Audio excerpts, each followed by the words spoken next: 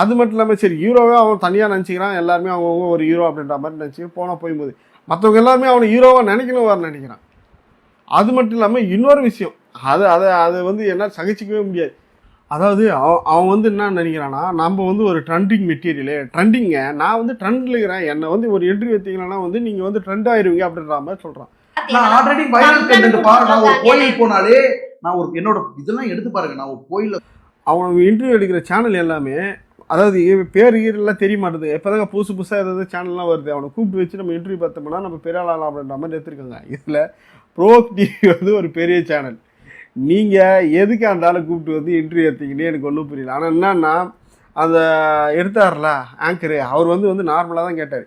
என்னன்னா, சரி இந்த மாதிரி சண்டை வந்ததுல அது என்ன காரணம்னு கேட்டால், அந்த பயபுல காரணத்தை மட்டும் சொல்லவே இல்லைங்க. இப்போ கானா விடுத்து உங்களுக்கு கேள்வி கேட்டுருப்பார்ல, அது எப்படி ஸ்டார்ட் ஆச்சு, எதனால கேள்வி கேட்டார் உங்களை? கடைசி வரை பேசினே இருக்கிறான். இந்த மாதிரி வந்து கானா வினத்து வந்து அவர் இருந்த இடம் தப்பு, அவர் வந்த இடம் தப்பு, அவர் தான் வந்து என்னை திட்டினாரு, அவருக்கு எனக்கு தான் சண்டை, அதில் புகழ் நடுவில் வந்து சண்டை போட்டார், அப்படி எப்படி சொல்கிறானுங்கண்ட. என்ன ரீசன் அதை சொல்கிறான்னா சொல்ல மாட்டேன்ட்டான். உடனே ஆங்கர் செம்ம காண்டாயிட்டாரு. என்ன ரீசன் நான் சொல்கிறேன் அப்படின்னு சொல்லிட்டு, சரி சொல்லுப்பா சொல்லு, பொறுப்பு தான் காட்டு அப்படின்ட்டான். நீங்க அவங்க மேல கையை போட்டு அவர் என்ன சொல்றாருன்னா, அது இருக்கு, ஆதார காட்டு இல்ல அதுதான் சொல்றேன், அது அவங்களோட பெர்மிஷன் நான் கேட்கணும். இவன் என்ன பண்ண தெரியல, திடீர்னு பொறுப்பு கையிலே வச்சுக்கிறாரு போல. இதோ காட்டுறேன்ட்டு அறந்தாங்க வீடியோ பேசியிருந்தாங்க போல. அதை எடுத்து காட்டுறதுக்குள்ள இந்த பயபலிக்கு பயம் வந்துச்சு. ஐயோ எங்க ப்ரூஃப் வந்து இங்கேயே காமிச்சு நம்ம காலி பண்ணுவாங்கட்டு, அப்பா நித்துப்பா நீ வந்து கார்னர் பண்ற மாதிரி, அதாவது நீ வந்து கார்னர் பண்ற மாதிரி இருக்குது, நித்து நான் போறேன் அப்படின்ற மாதிரி கிளம்பிட்டாரு. போனது அப்படியே போக வேண்டியது தானே, போயிட்டு கேமராலாம் உடச்சிட்டாரு.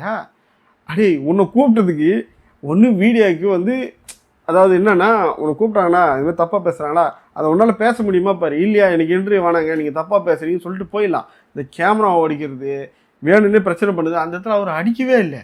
என்ன அடிச்சிட்டாங்கன்றது ஆங்கர் அங்கேயே நிற்கிறாரு. இங்கே பாருங்க நான் அடிக்கவே இல்லை, வீடியோவை பாருங்க, யாருன்னா அடிக்கிறாங்களா, உடனே வீடியோக்கு லைவ் எடுத்துடுறாங்க. லைவ் எடுத்தா அந்த லைவில் எத்தனை பேர் பார்க்குறாங்க எனக்கு ஒன்றும் புரியல. ஏன்னா அந்த லைவ் உடனே ஃபேஸ்புக் லைவ் போயிடுது. இதோ ஒரு ப்ரோ டிவி ஒரு நிறுவனம், சரியா, மீடியா நிறுவனம், இதே மாதிரி ஒரு விஷயம் வணக்கம் தமிழக மக்களே,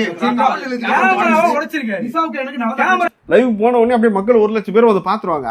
பார்த்தோன்னே ஐயோ திவாகர் அடிக்கிறாங்களே அப்படின்னு யோசிப்பாங்களா.